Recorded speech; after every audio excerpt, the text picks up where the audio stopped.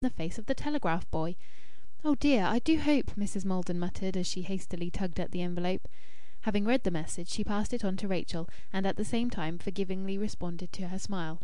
The excitement of the telegram had sufficed to dissipate Mrs. Maldon's trifling resentment. Rachel read: "Train hour late. Julian." The telegraph boy was dismissed. "No answer, thank you." Part 10. During the next half hour, excitement within the dwelling gradually increased.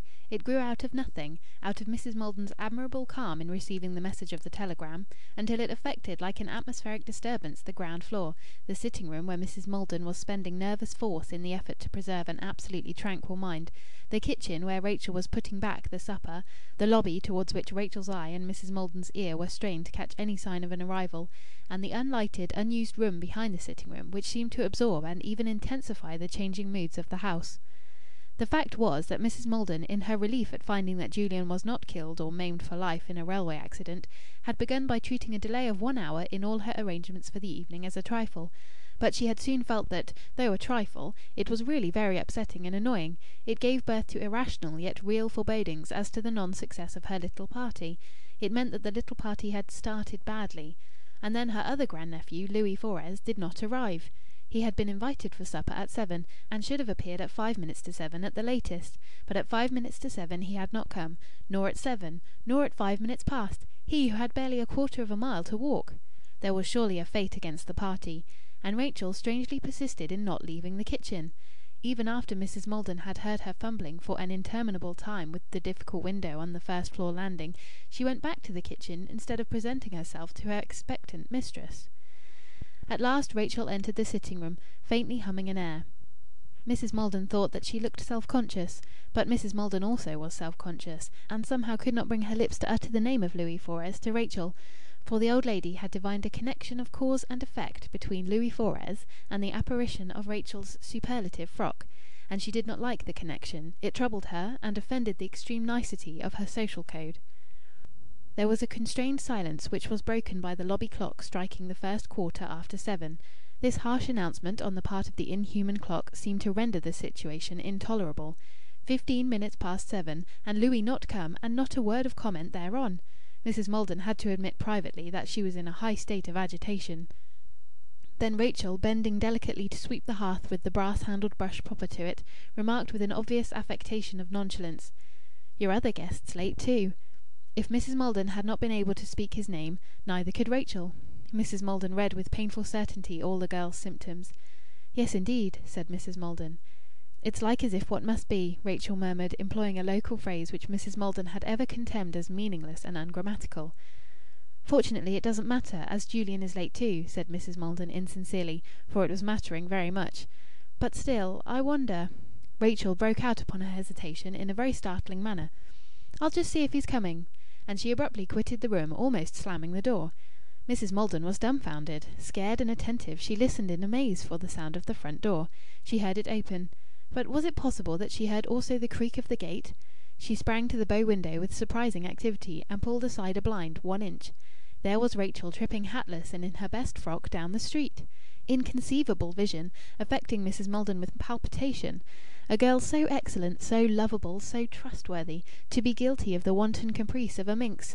Supposing Louis were to see her, to catch her in the brazen act of looking for him. Mrs. Maldon was grieved, and her gentle sorrow for Rachel's incalculable lapse was so dignified, affectionate, and jealous for the good repute of human nature, that it mysteriously ennobled instead of degrading the young creature. Part 11.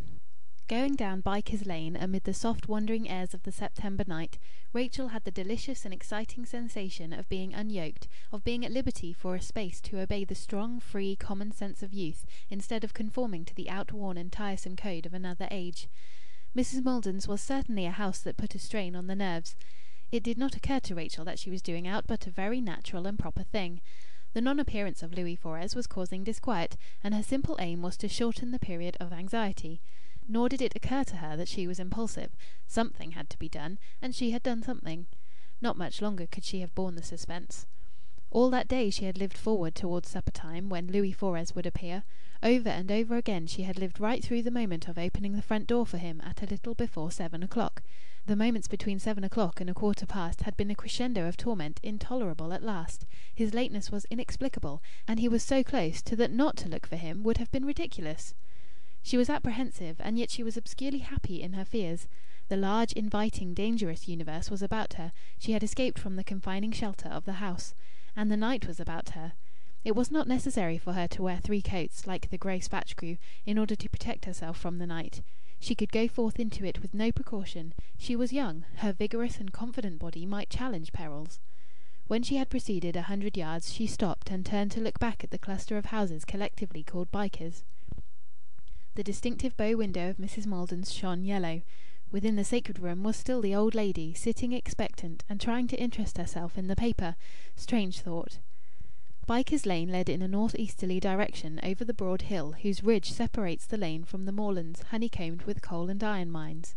Above the ridge showed the fire and vapour of the first mining villages, on the way to Red Cow, proof that not all colliers were yet on strike. And above that pyrotechny hung the moon. The municipal park, of which Bikers Lane was the north-western boundary, lay in mysterious and forbidden groves behind its spiked red wall and locked gates, and beyond it a bright tram-car was leaping down from lamp to lamp of Moorthorne Road towards the town.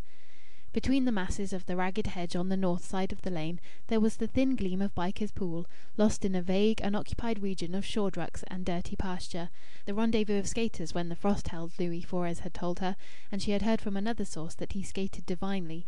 She could believe it too. She resumed her way more slowly. She had only stopped because, though burned with the desire to see him, she yet had an instinct to postpone the encounter. She was almost minded to return, but she went on. The town was really very near. The illuminated clock of the town hall had dominion over it. The golden shimmer above the roofs to the left indicated the electrical splendour of the new cinema in Moorthorne Road, next to the new Primitive Methodist chapel. He had told her about that too. In 2 minutes, in less than 2 minutes, she was among houses again, and approaching the corner of Friendly Street. He would come from the Moorthorne Road end of Friendly Street. She would peep round the corner of Friendly Street to see if he was coming. But before she reached the corner, her escapade suddenly presented itself to her as childish madness, silly, inexcusable, and she thought self-reproachfully, "How impulsive I am!" and sharply turned back towards Mrs. Maldon's house, which seemed to be about 10 miles off. A moment later she heard hurried footfalls behind her on the narrow brick pavement, and after one furtive glance over her shoulder she quickened her pace. Louis Fores, in all his elegance, was pursuing her. Nothing had happened to him. He was not ill. He was merely a little late. After all, she would sit by his side at the supper-table. She had a spasm of shame that was excruciating, but at the same time she was wildly glad. And already this inebriating illusion of an ingenuous girl concerning a common male was helping to shape monstrous events. End of chapter 1.